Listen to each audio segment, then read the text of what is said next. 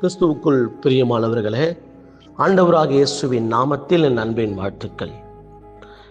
நாம் எதை செய்ய வேண்டும் என்று நினைத்தாலும் நம்முடைய வாழ்க்கையை அதிகமாக சூழ்ந்து கொள்கிறது தோல்வி என்கிற காரியம்தான். நான் வாழ்கின்ற வாழ்க்கையில் எல்லாவற்றிலும் தோல்விகள் மட்டுமே தொடர்ந்து கொண்டே இருக்கின்றன என்று பலர் தன்னுடைய வாழ்க்கையிலே சொல்லிக் கொள்ளுகிறார்கள். என் குடும்ப வாழ்க்கையில் தோல்வி, நான் கையிட்டு செய்யும் வேலையில் தோல்வி, வருமானத்தில் தோல்வி, நான் யார் மீது அன்பு வைத்தாலும் அதில் ஏமாற்றமும் தோல்வியும் தான் என் வாழ்க்கையில மிஞ்சுகிறது. எதையாகிலும் புதிதாக நான் செய்ய வேண்டும் என்று நினைத்தாலும் அதிலும் தோல்வி. நிம்மதியாக தூங்கியே பல மாதங்கள் ஆகின்றன என்று சோர்ந்து போய் இருக்கிற என் நண்பனே, கலங்காதிருங்கள். கடவுளுக்கு கொஞ்சம் கூடவா ஈவு இரக்கம் இருக்காது? நான் என்ன அநியாயம் செய்தேன்? ஏன் எனக்கு மட்டும் இப்படியெல்லாம் நடக்கின்றது? ஒன்றுமே புரியவில்லையே.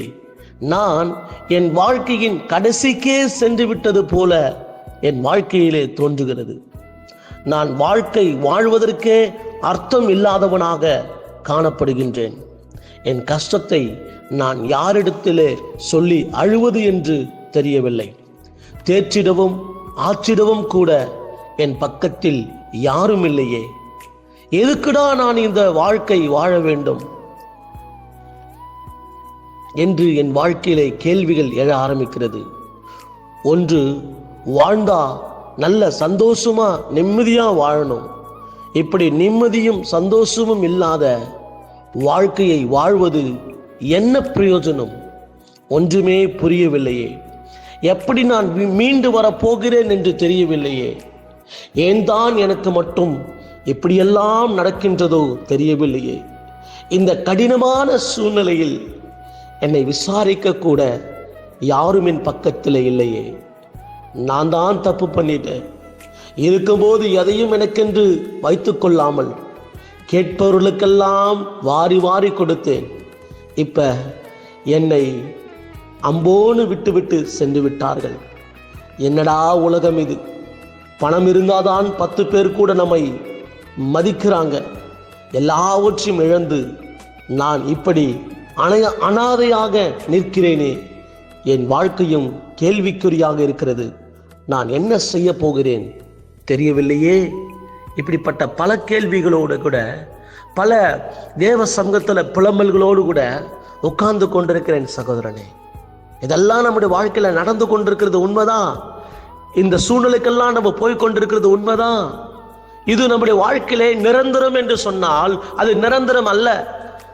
ஏனென்றால் நாம் ஆராதிக்கிற தேவன் நம்மை தப்புவிக்க, விடுவிக்க அவர் வல்லமை உள்ளவராக இருக்கிறார் என்று நான் விசுவாசிக்கிறேன். ஏனென்றால் நம்மை அழைத்தவர் உண்மையுள்ளவராக இருக்கிறார். ஏனென்றால் வேதம் சொல்லுகிறது, அவர் யெகோவா ஈரே, எல்லாவற்றும் பார்த்து கொள்ளுகிற தேவன், எல்லாவற்றும் பார்த்து கொள்ளுகிற தேவன். இப்போது நீங்கள் போய் கொண்டிருக்கிற சூழ்நிலைகளை கர்த்தர் பார்க்கிறார். இப்போது நீங்கள் அனுபவித்துக் கொண்டிருக்கிற எல்லா விதமான நெருக்கத்தையும் கர்த்தர் பார்த்து கொண்டுதான் இருக்கிறார். அவர் யெகோவா ஈரே, எல்லாவற்றும் பார்த்து கொள்கிற தேவன். அவர் எல்லாவற்றும் பார்த்து கொண்டும் அவர் எல்லாவற்றும் பார்த்து கொள்வார். சொந்து போகாதருங்க. இக்கட்டான சூழ்நிலையில, நெருக்கமான நிலையில அன்றைக்கு பாருங்க, ஆபிரகாம் அல்லேலூயா ஸ்தோத்திரம் தன்னுடைய குமாரனை பலியிடுவதற்காக கடந்து போகிறான். ஒரு இக்கட்டான சூழ்நிலையில ஈசாக்கை யாரை காப்பாற்ற முடியாது. ஈசாக்கு இத்தனை ஆண்டு காலங்கள் கழித்து பிறந்த அந்த குழந்தை அவன் பலியிடப்பட போகிறான். கத்தியை ஓங்கி வெட்டும் பொழுது ஆபிரகாமே ஆபிரகாமே என்று கூப்பிட்டாரே. உன் பிள்ளையை பலியிடாதே என்று தேவன் சொன்னாரே. அந்த கடைசி நிமிஷத்துல, ஜஸ்ட் மிஸ்ன்னு சொல்லுவாங்க பாருங்க, அந்த கடைசி நிமிடத்துல தேவன் ஈசாக்கை காப்பாற்றினார். அந்த கடைசி நிமிஷத்துல தேவன் ஈசாக்கை காப்பாற்றினார். அந்த ஆபிரகாமுக்குள்ள ஒரு விசுவாசம், என் தேவன் எல்லாவற்றையும் பார்த்துக் கொள்வார், என் தேவன் எல்லாவற்றையும் பார்த்துக் கொள்வார். இத்தனை ஆண்டு காலங்கள் கழித்து எனக்கு குழந்தை பிறந்ததே, அந்த குழந்தையை நான் பலியிட செலுத்த போகிறேன், கர்த்தர் எல்லாவற்றையும் பார்த்துக் கொள்வார் என்கிற ஒரு விசுவாசம் மாத்திரம் ஆபிரகாமுக்குள்ளே இருந்தது.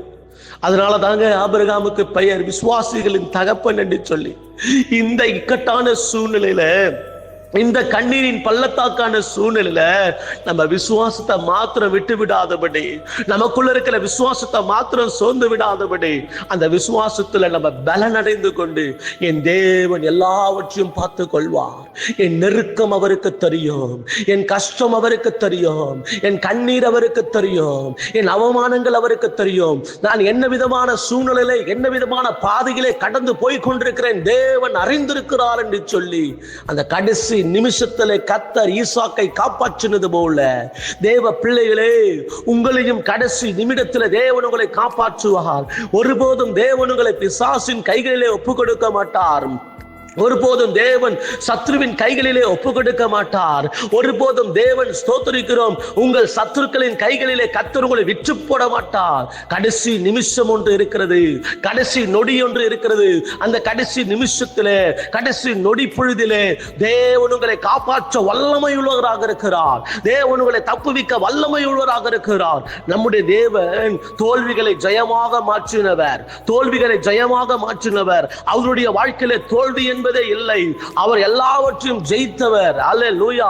வேதம் சொல்லுது, இதோ நான் உலகத்தை ஜெயித்தேன் என்று கர்த்தர் சொல்லுகிறாரே. ஜெயம் கொள்ளுகிறவன் என்று வேதத்தில் வாசிக்கிறோமே. இந்த தேவன் இந்த உலகத்தை ஜெயித்தது போல நீங்களும் இந்த தோல்விகளை ஜெயிக்க தேவன் உங்களுக்கு பலன் தருவாராக. குதிரை யுத்த நாளுக்கு ஆயத்தமாக்கப்படும், ஜெயமோ கர்த்தரால் வரும் என்று சொல்லி வேதத்தில் வாசிக்கிறோமே. இதோ பவுல் சொல்லுகிறார், ஜெயம் கொடுக்கிற தேவனுக்கு ஸ்தோத்திரம் என்று சொல்லுகிறார். தேவ பிள்ளையே, இதுவரைக்கும் நீங்கள் தோல்வி அடைந்தது உண்மைதான். இதுவரைக்கும் உங்கள் வாழ்க்கையிலே தோல்வி மேல் தோல்வி, அவமானத்தின் மேல் அவமானம், கஷ்டத்தின் மேல் கஷ்டங்கள், பாடுகளின் மேல் பாடுகள், உபத்திரவத்தின் மேல் உபத்திரவங்கள். ஐயோ, இந்த உலகத்தில் வாழ முடியாத அளவுக்கு உங்கள் தலையின் மீது அப்படிப்பட்டதான பாரங்களும் நெருக்கங்களும் அழித்துக் கொண்டிருக்கலாம். ஆனால் இதோ நல்ல செய்தியை சொல்லுகிறேன், தேவன் ஜெயம் கொடுக்கிறவராக இருக்கிறார். ஜெயம் கொடுக்கிற தேவனாக அவர் உங்களுக்கு முன்பாக செல்லுகிறார். அவருடைய நாமம் வெற்றி தருகிற தேவன். அவருடைய நாமம் யெகோவா நிசி என்பதனுடைய நாமம். அவருக்கு கொடுக்கப்பட்டிருக்கிற நாமம் யெகோவா நிசி, ஜெய கொடியை ஏற்றுகிற ஜெயத்தை தருகிறவர். இதோ எங்கெல்லாம் நீங்கள் தோல்வி அடைந்தீர்களோ அதே இடத்துல கர்த்தர் ஜெயம் கொடுக்கிறவராக இருக்கிறார். அதே இடத்துல கர்த்தர் உங்கள் தலையை நிமிர்ந்து நடக்க பண்ண வல்லமையுள்ளவராக இருக்கிறார்.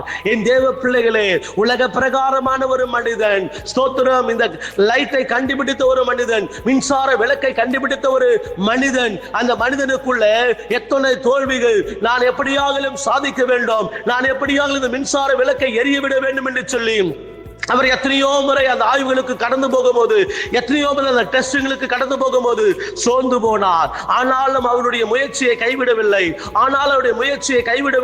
எப்படியாவது அவனுக்கு ஜெயம் கிடைக்கும் என்று சொல்லி நம்பிக்கையோடு கூட கடந்து போனார்.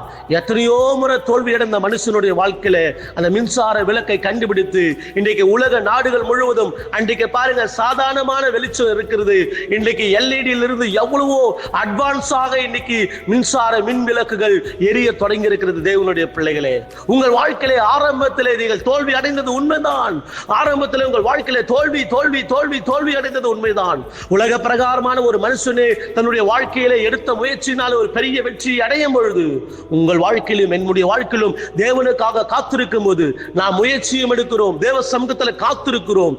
தேவன் நமக்கு ஜெயம் கொடுக்க வல்லமையுள்ளவராக இருக்கிறார். நம் தேவனுக்கு பெயர் ஜெயம் கொடுக்கிற தேவன். ஜெயம் கொடுக்கிற தேவன் உங்களோடு கூட இருக்கிறார். நீங்கள் எல்லாவற்றிலும் ஜெயமுள்ளவர்களாய் வாழும்படி கர்த்தர் கிருபை செய்வார். பாருங்க, தானியேலின் புஸ்தகத்துல தானியேலுடைய காரியம் ஜெயமாயிருந்தது என்று சொல்லி வாசிக்கிறோம். தானியேல் வாழ்ந்த நாட்கள் எல்லாம், அவன் உயிரோடு இருக்கிற நாளெல்லாம் அவனுடைய காரியம் ஜெயமா இருந்ததா.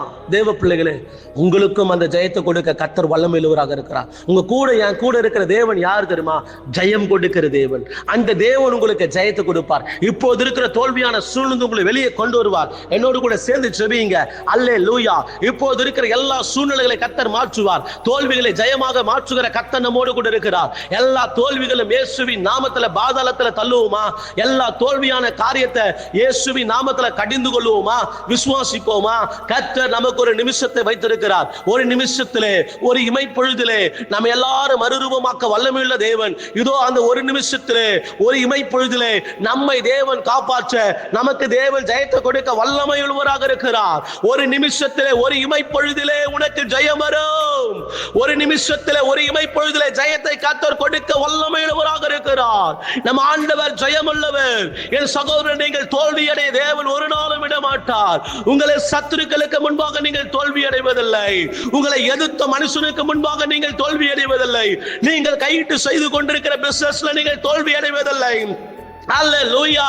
எந்த சூழ்நிலையிலும் எந்த நேரத்திலும் நீங்கள் தோல்வி அடையாதபடி உங்கள் வாழ்க்கையில கர்த்தர் ஒரு ஜெயத்தை கட்டளையிடுகிறார். இதோ ஜெயம் கொடுக்கிற தேவனுக்கு ஸ்தோத்திரம் என்று வேதம் சொல்கிறது போல ஜெயத்தை கர்த்தர் கட்டளையிடுகிறார் இயேசுவின் நாமத்தில். யெகோவா நிசியாய் உங்களோடு கூட தேவன் இருக்கிறார். வாய்களை திறந்து அறிக்கை பண்ணுங்க. யெகோவா நிசி, யெகோவா நிசி, ஜெயம் கொடுக்கிற தேவனே, இப்பொழுது ஒவ்வொருடைய வாழ்க்கையில அந்த ஜெயத்தை நீர் கட்டளையிடும்படியாய் செபிக்கிறோம். எல்லா தோல்விகளையும் ஆசீர்வாதமாய் மாற்றும்படியாய் செபிக்கிறோம் ஐயா. தோல்விகளை கொண்டு வருகிற பிசாசுடைய செயல்கள், தோல்விகளை கொண்டு வருகிற மனுஷிக சக்திகளை இயேசுவின் நாமத்திலே அதட்டுகிறோம் ஆண்டவரே, அதட்டுகிறோம் ஆண்டவரே. தோல்வியை நீ போ இயேசுவின் நாமத்திலே, தோல்வியை நீ வெளியேறு இயேசுவின் நாமத்திலே. இந்த மலையை பார்த்து பயந்து சமுத்திரத்தில் தள்ளுண்டு போ என்று சொன்னால் அது போகன்னு சொன்னாரு. இதோ தோல்வியை பார்த்து சொல்கிறோம், தோல்வியை என்னை விட்டு விலகி ஓடு. கவலை, கண்ணீர், துக்கங்கள் என்னை விட்டு விலகி ஓடு இயேசுவின் நாமத்திலே. என்னுடைய வாழ்க்கையில மகிழ்ச்சியின் சத்தத்தை நான் கேட்க பண்ணுவேன். என் வாழ்க்கையில நான் மகிழ்ச்சியின் சத்தத்தை கேட்பேன், சந்தோஷத்தின் சத்தத்தை கேட்பேன். தேவனுடைய ஆறுதலின் சத்தத்தை என் காதுகள் கேட்கும். நான் மகிழ்ச்சியாக வாழ்வேன், மனமகிழ்ச்சியாக வாழ்வேன், ஜெயமாக வாழ்வேன். அதற்கு தேவனாகிய கர்த்தர் எனக்கு உறுதுணையாக இருப்பார். எல்லா தோல்வி பயங்களை அப்புறப்படுத்துகிறேன் இயேசுவின் நாமத்திலே.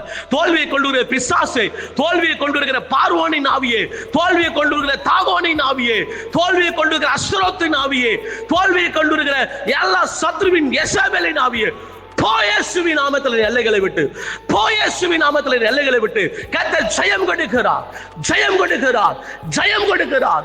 என்னோடு கூட இருக்கிற தேவன் ஜெயம் உள்ளவர், ஜெயம் கொடுக்கிற தேவன் இயேசுவின் நாமத்தினாலே. அல்லேலூயா. ரிபாலா ஷிகாலா துராபா. என்னை விட்டு எல்லா தோல்வி பயங்களும் விலகி ஓடுகிறது இயேசுவின் நாமத்தினாலே. கர்த்தர் ஒவ்வொருவரும் தைரியப்படுத்தி திடப்படுத்தி ஜெயத்தை தரப்போவதற்காக ஸ்தோத்திரம். சோர்ந்து போன பிள்ளைகளை கர்த்தர் திடப்படுத்துவீராக இந்த காலவேளையிலே. தேவன் உதவி செய்கிறதுக்காக நன்றி அப்பா. இயேசுவின் நாமத்தில் ஜெபிக்கிறோம் நல்ல பிதாவே. ஆமென்.